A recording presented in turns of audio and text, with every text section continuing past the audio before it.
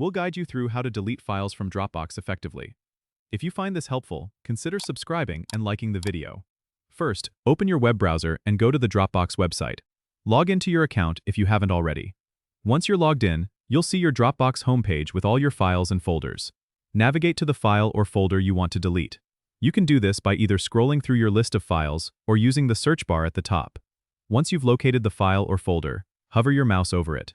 You'll see a checkbox appear on the left side. Click the checkbox to select the file.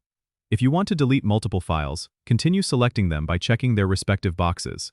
After selecting the files, look for the delete option, which usually appears at the top of the page. It's often represented by a trash bin icon. Click on it, and a confirmation pop-up will appear asking if you're sure you want to delete the selected files. Make sure to double-check your selections because once they're deleted, they'll be moved to the Dropbox trash, which is also known as the deleted files folder. Click the delete button in the confirmation pop-up to proceed. To permanently remove these files, go to the deleted files section on the left sidebar. Here, you'll see all the files you've recently deleted. Select the files again and press the permanently delete button. Remember, this action cannot be undone, so be sure you don't need these files anymore.